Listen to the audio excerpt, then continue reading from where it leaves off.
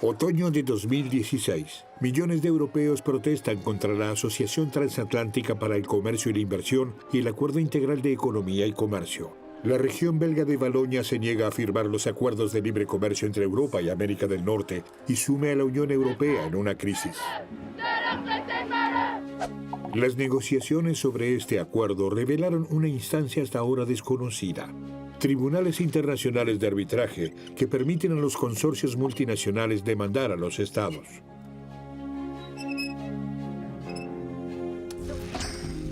Pero, ¿de dónde salen estos arbitrajes?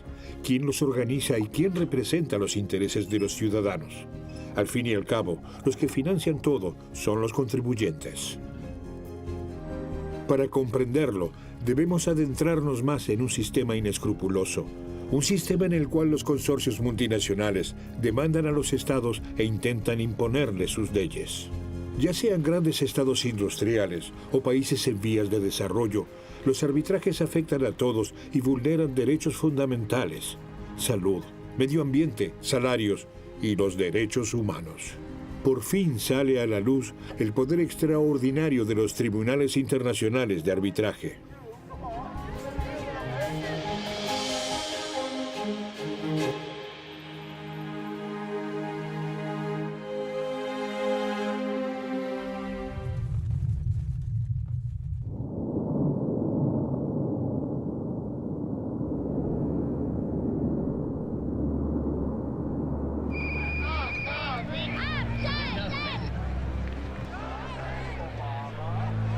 El desastre nuclear de Fukushima conmociona a todo el mundo y en gran medida a la política alemana. Los 50 años de campañas antinucleares y numerosas manifestaciones en 450 ciudades alemanas ponen a Angela Merkel bajo presión y decide acelerar el planeado abandono de la energía nuclear tan deseado por la mayoría de los alemanes. Fukushima ha cambiado mi actitud hacia la energía nuclear. Esto pondrá fin al uso de la energía nuclear en Alemania para el 2022. Muchas gracias.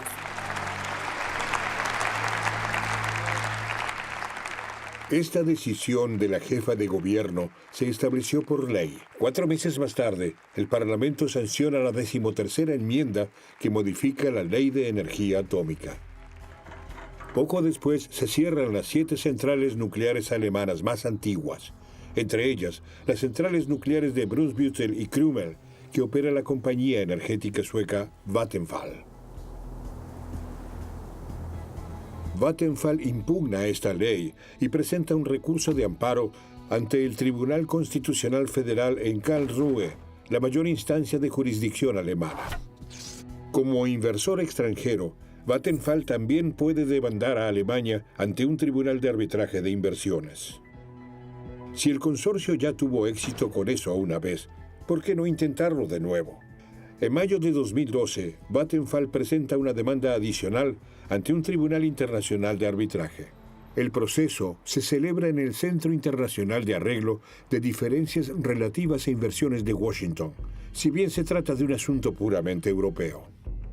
Buenos días, damas y caballeros. Doy por inaugurada la sesión del CIADI sobre el caso ARB-12-12. El denunciante es Vattenfall AB. El demandado es la República Federal de Alemania. El árbitro de este proceso es Albert Jan Vandenberg. El abogado sueco Kai Hover representa los intereses de la empresa energética Vattenfall. Sabine Konrad representa a la República Federal de Alemania. El reclamo por daños es de 4.700 millones de euros. Pero aún, cuando un parlamento ha sancionado una ley por los canales democráticos, puede violar las obligaciones internacionales contraídas por el Estado al firmar un acuerdo internacional. Pero cada Estado puede decidir libremente si quiere firmar este tipo de acuerdos o no. En este proceso, Alemania intenta aprovechar el desastre nuclear de Fukushima para justificar su proceder incorrecto. Quiera o no, en este caso se aplica el derecho internacional y el Tratado de la Carta de la Energía. Legalmente, la República Federal no tiene posibilidades de impugnar el contrato que ha ratificado. Sin embargo, el gigante sueco no cumplió con sus obligaciones, no hizo reparar las instalaciones en ruinas y por lo tanto puso en peligro a la población. Los demandantes exigen una indemnización por daños y perjuicios para compensar su resultado económico. Exigen miles de millones por instalaciones obviamente defectuosas, pero para Vattenfall esto parece ser absolutamente normal. Los transformadores en llamas le parecen algo normal, así como la explosión de tuberías. También son normales los barriles corroídos con desechos radioactivos. Vattenfall le mostró un video promocional de la central nuclear de Krümmel. No se habla de ninguno de los incidentes aquí mencionados. Hubo que cerrar Krümmel y Brunsbüttel, no como consecuencia de Fukushima, ni por la moratoria, ni como consecuencia de la tercera enmienda que modifica la ley de energía atómica, sino por una serie de averías.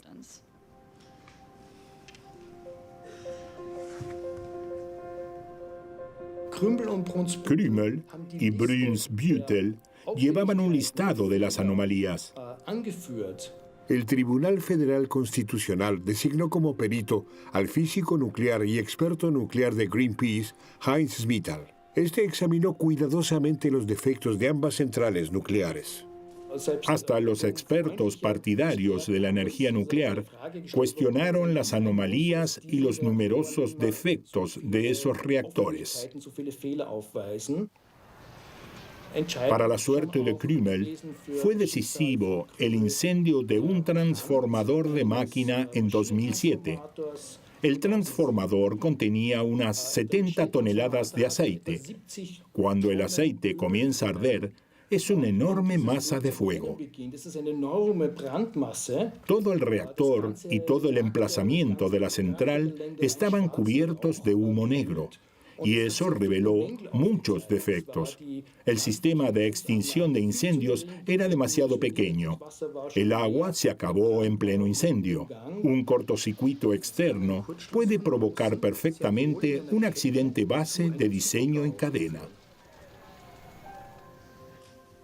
El abogado de la empresa de energía Vattenfall se esconde detrás de las normas legales y los requisitos puramente jurídicos para rechazar cualquier responsabilidad del consorcio.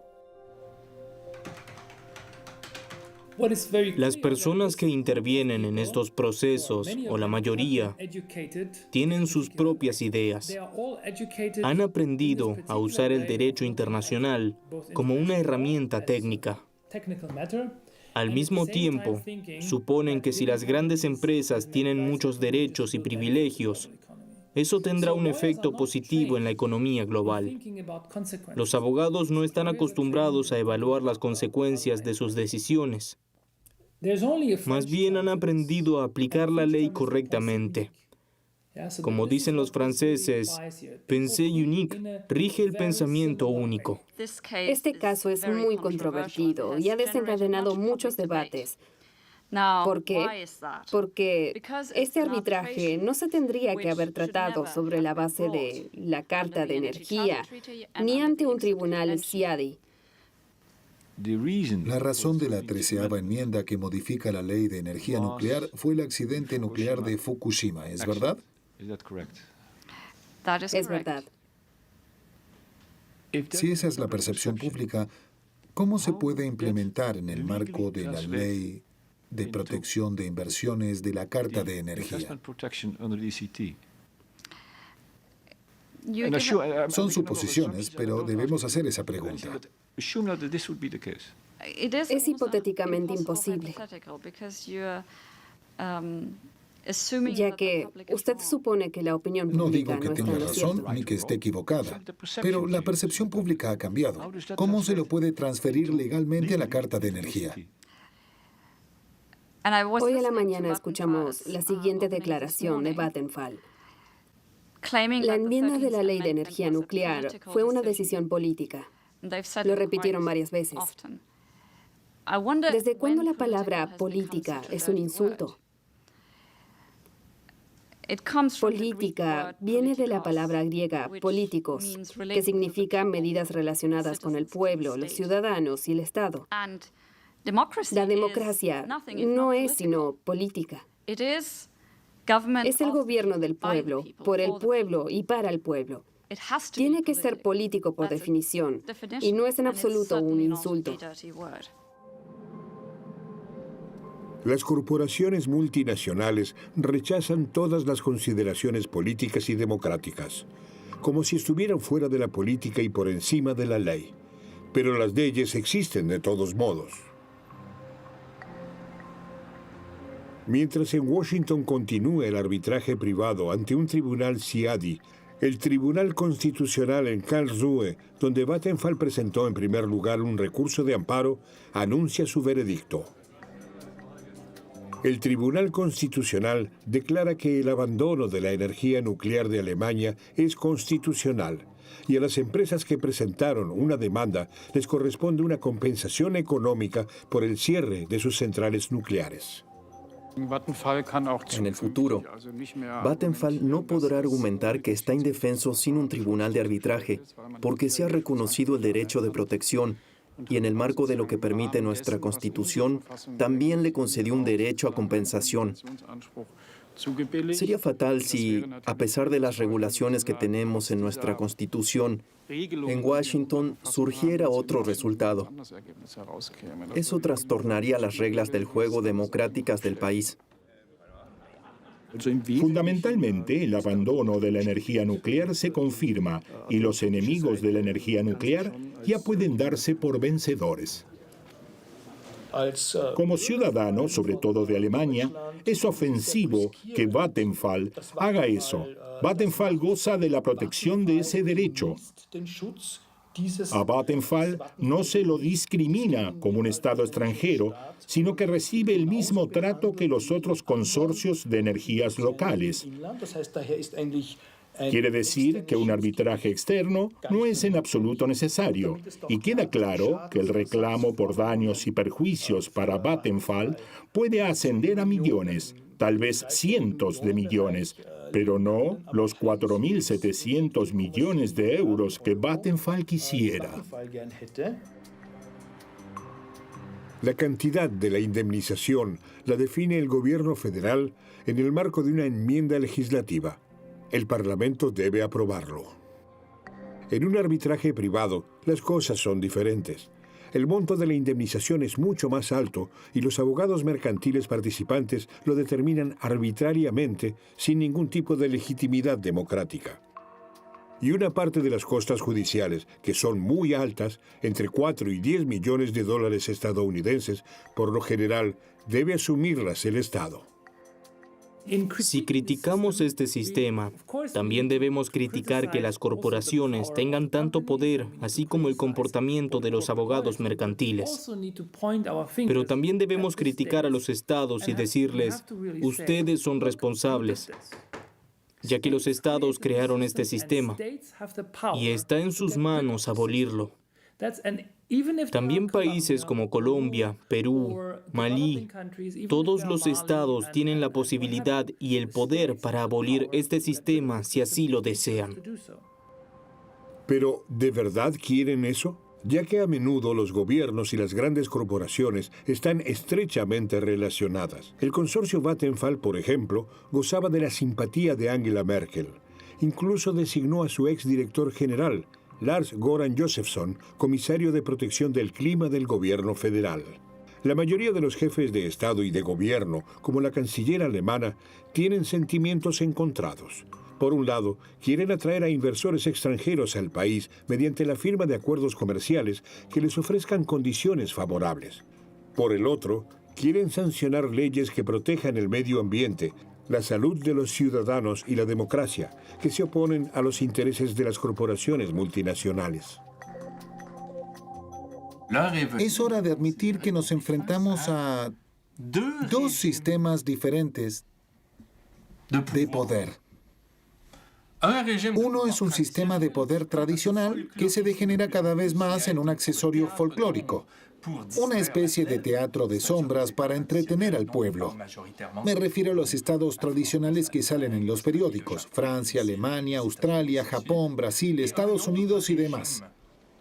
Junto a ellos hay un segundo sistema de poder totalmente independiente y que funciona de otra manera. No copia el modelo existente, sino que funciona según reglas propias. Todo parece como si las corporaciones multinacionales se consideraran un sistema independiente que está por encima de los otros, en otra dimensión, completamente separado del resto del mundo. Y ese resto, es decir, los estados tradicionales, la jurisprudencia tradicional y los órganos de jurisprudencia, deben regirse por este sistema independiente de corporaciones y operar de acuerdo con sus reglas. Y los agentes de este sistema están completamente afuera. No se los ve.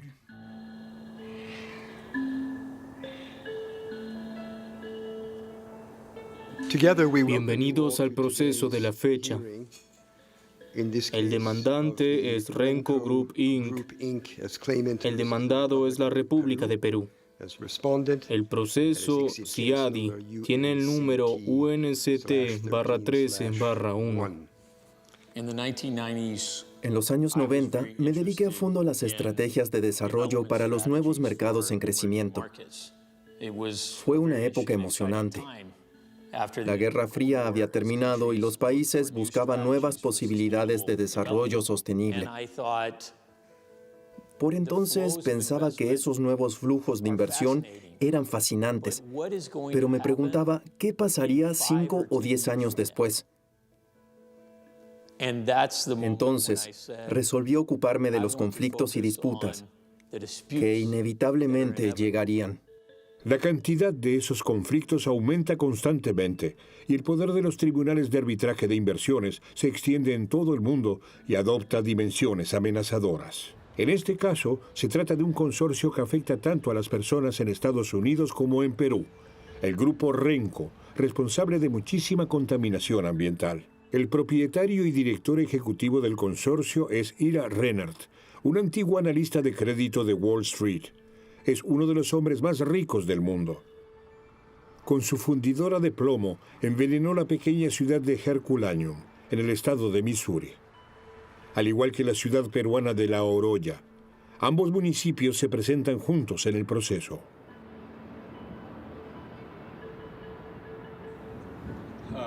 En el año 2001 bajé en autobús desde Huancayo, en el altiplano peruano, hasta Lima, la capital, junto a la costa, donde vivía con mi familia. Antes de ver la ciudad, se la puede oler.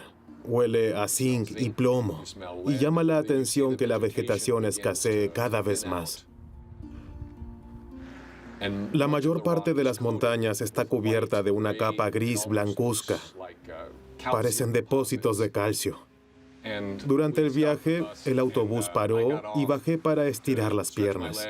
Fue un descanso corto, de unos 10 minutos en la localidad de La Oroya. Vi niños que caminaban por la calle con su madre. Todos tenían una tos muy violenta. Entonces vi la fundidora de plomo y las chimeneas que expulsaban toneladas de vapores tóxicos al aire.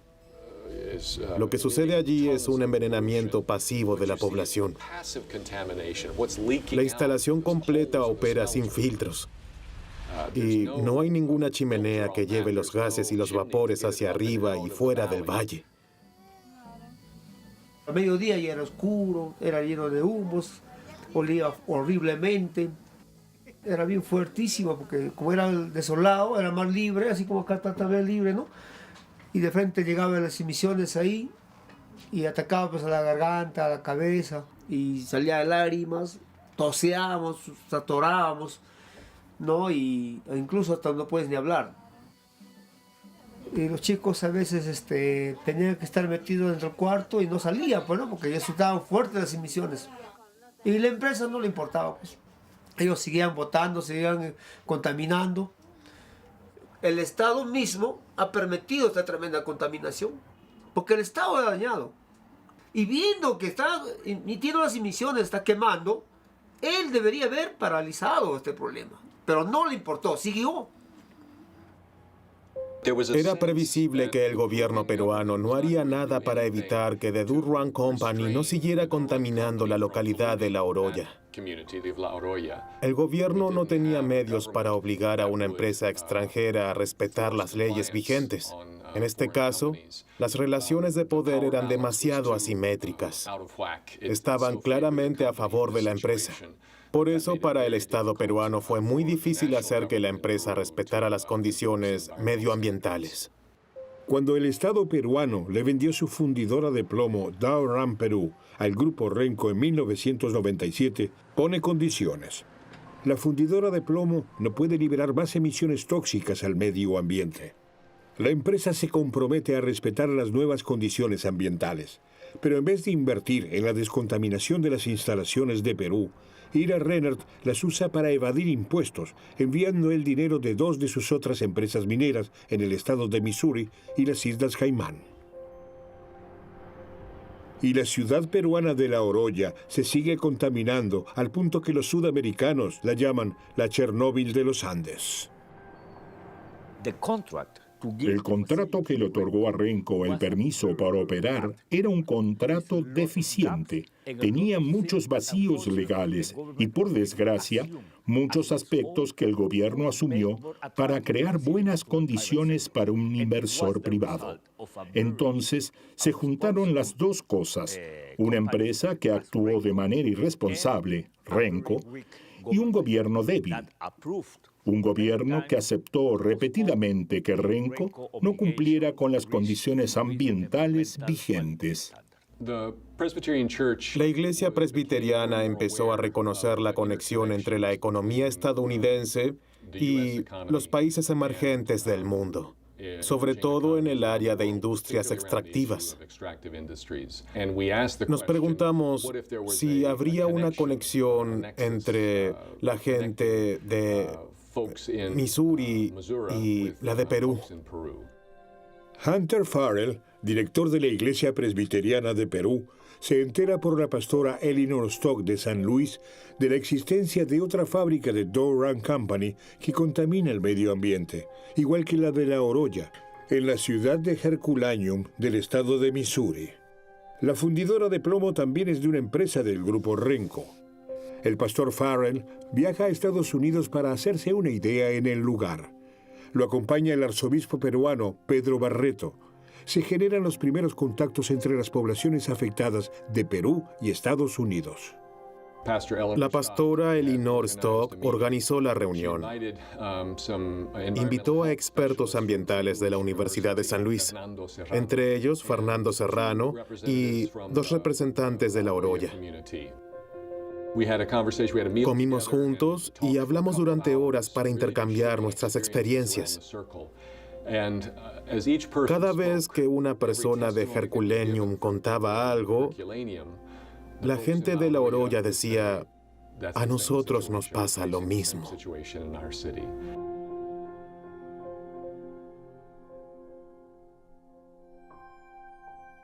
Esa experiencia fortaleció el vínculo y la solidaridad entre la gente de Estados Unidos y la de Perú. Se dieron cuenta de que tenían los mismos problemas y el mismo enemigo.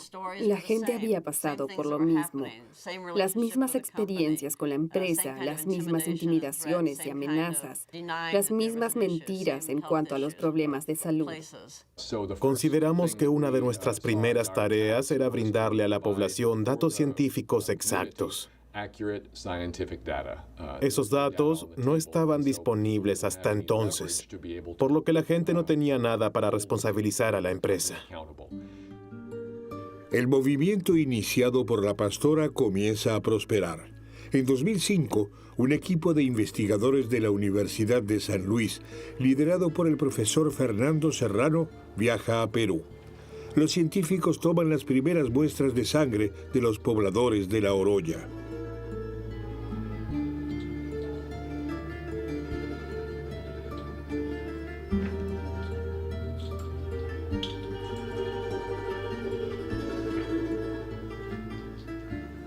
Yo le cuento que el año 2005 se hizo un estudio comparativo de dosaje con la Universidad de Missouri y se hizo La Oroya y Concepción en el mes de agosto del 2005, donde los resultados, ¿no?, han sido alarmantes. Y no solamente se encontró plomo, sino, como se dice, un cóctel de metales pesados como cadmio, arsénico, mercurio. Era algo que como personas nos afecta vivir dentro de esa ignorancia. Pero eso es lo que quiero decir. Acá hay muchas cosas que ya no se pueden seguir tolerando. Nosotros sabemos que es complicado, aún más cuando estamos hablando de una empresa y de un Estado, obtener ese tipo de justicia. Ya sé que son más de 10 años en búsqueda de esa justicia, pero que nosotros estamos comprometidos con ustedes, que vamos a seguir trabajando, que vamos a seguir denunciando todo lo que ha pasado acá. Rosa Amaro era presidente del Movimiento para la Salud en La Oroya. Representaba a la población local y tenía contacto con organizaciones sin fines de lucro en Lima, que a su vez estaban en contacto con representantes de San Luis.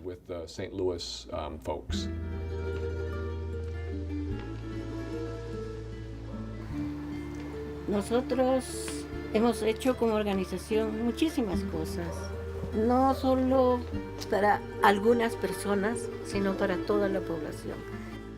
Hemos salido trayendo la voz de los que no tienen voz, los niños.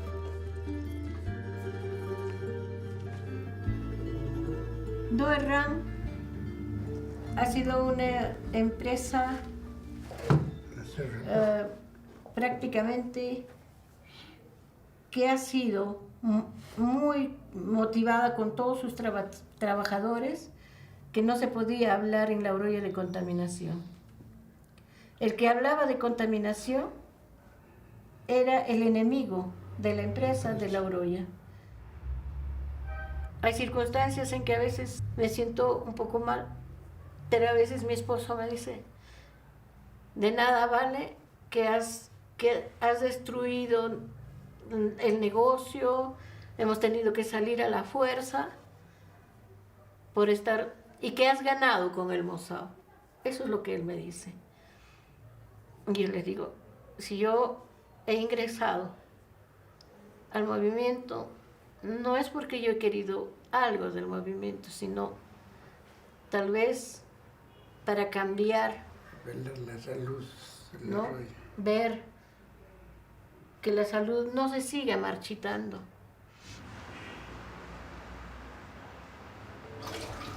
¿Algo más?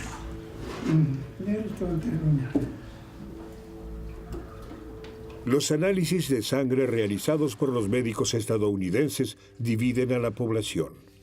Los folletos advierten de los vampiros de Missouri que les chupan la sangre a los niños peruanos.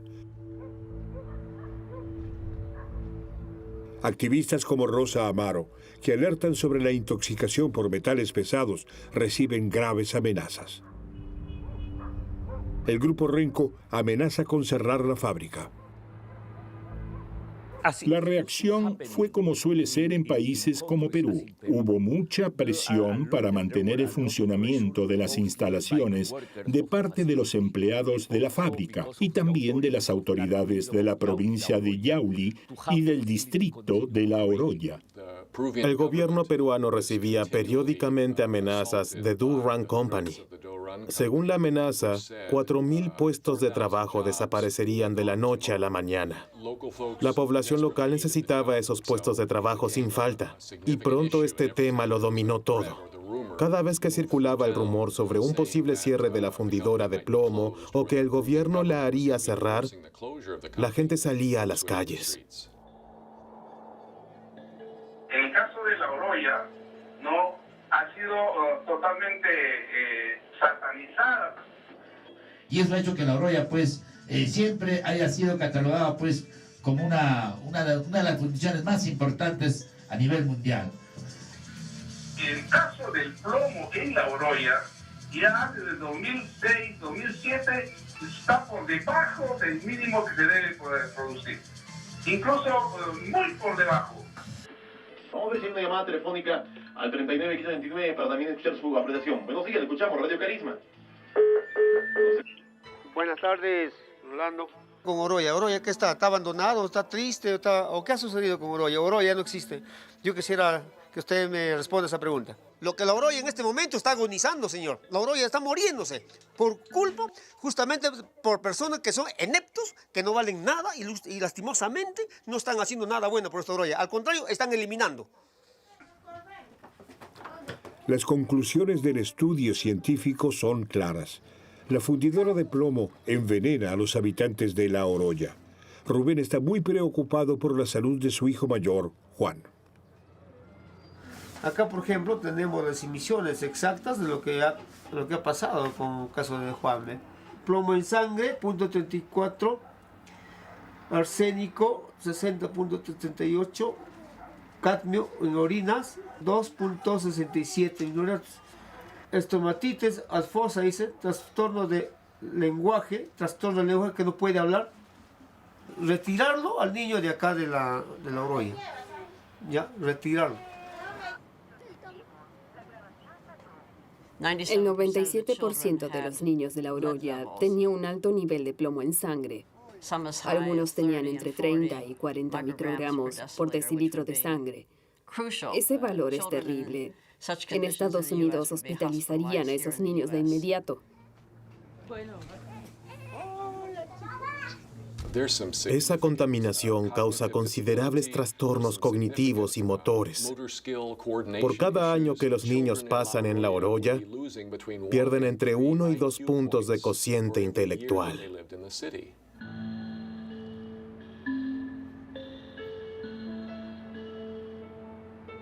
Juancito, lo que necesita es bastante tratamiento. Y para ese tratamiento a mí me falta dinero. Me falta plata.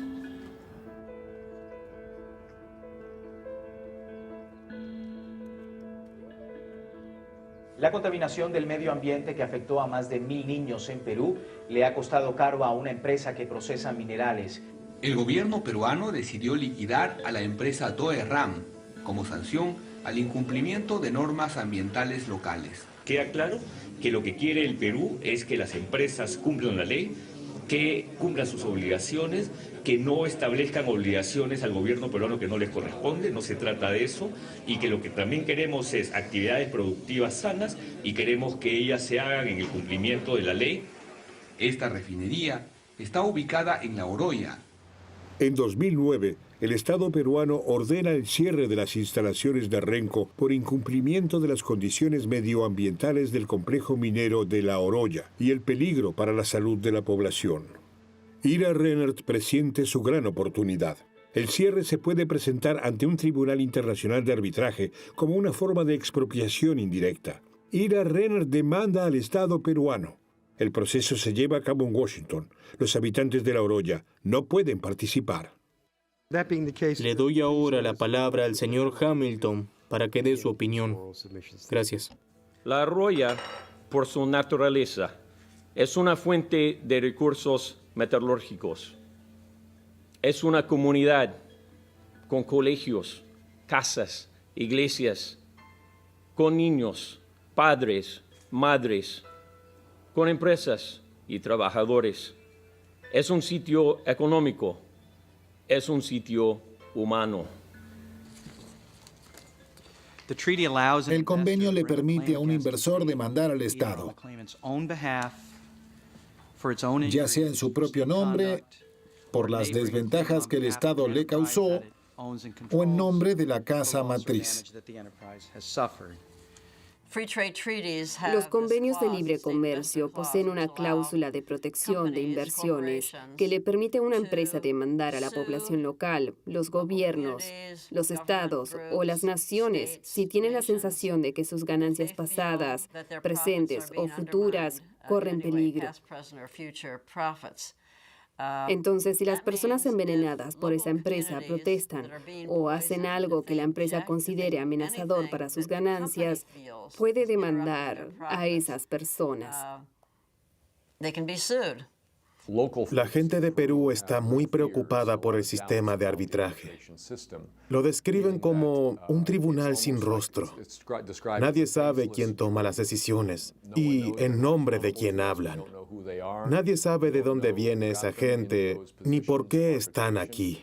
A la gente local le han quitado el poder de decisión, es decir, a los que deben soportar las consecuencias de esas decisiones. En su lugar deciden personas que nadie conoce. Para darles una voz a los habitantes de La Oroya, el arzobispo provincial, Pedro Barreto Jimeno, obtuvo una audiencia pública ante el Comité de Asuntos Exteriores de la Cámara de Representantes de Estados Unidos.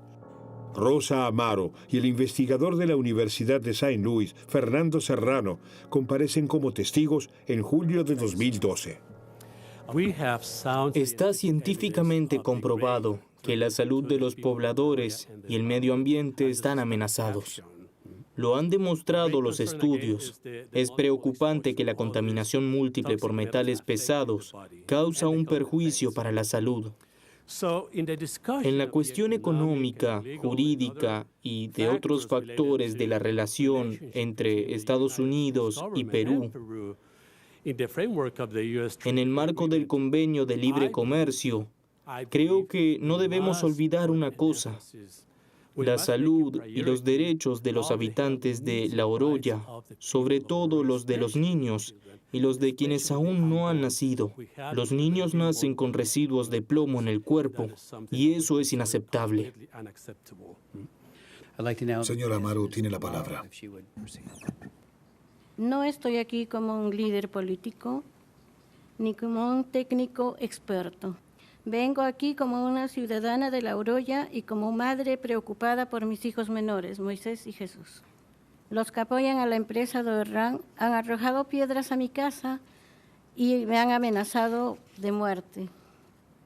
El gobierno ya dio a Doerran varias oportunidades para que resuelva la contaminación en el complejo metalúrgico, pero la empresa nunca ha cumplido y ahora tiene la desfachatez de demandar al Estado peruano.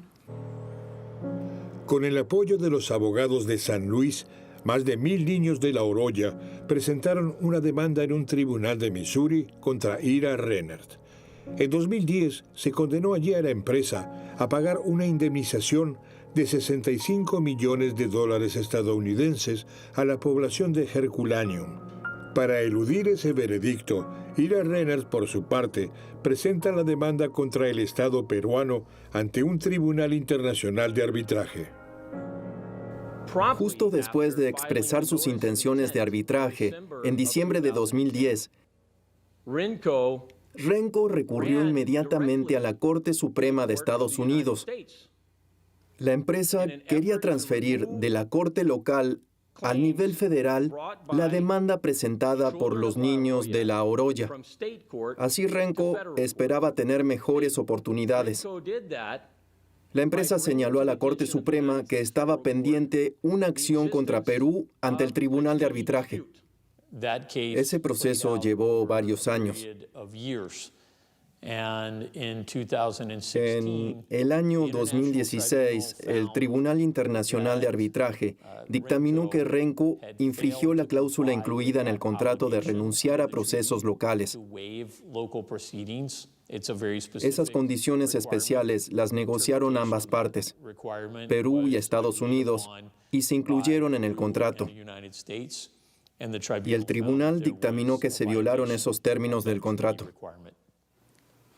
La demanda presentada por Renco se rechazó por vicios de procedimiento. Sin embargo, Renco sigue teniendo la posibilidad de demandar de nuevo al Estado peruano. Por eso debemos ser muy cautos. Debemos evitar que Renco vuelva a presentar una demanda contra Perú. Una victoria simbólica para el Estado peruano. No recibió ninguna condena, pero el Estado debe asumir las costas judiciales, entre 4 y 8 millones de dólares estadounidenses. Los habitantes de Herculaneum, en Estados Unidos, recibieron un pago compensatorio. Los habitantes de La Oroya siguen esperando y mientras tanto respiran aire envenenado. Espero que las personas, sobre todo en Estados Unidos, reconozcan los peligros de este sistema judicial laxo, que les permite escapar a los peores contaminadores a pesar de que matan gente. Debemos tener algo claro.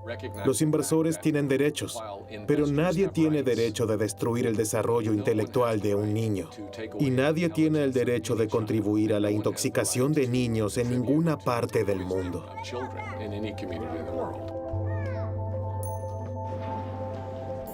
El clamor de los balones sacudió a la gente de Europa. Algo se está moviendo en las instituciones europeas.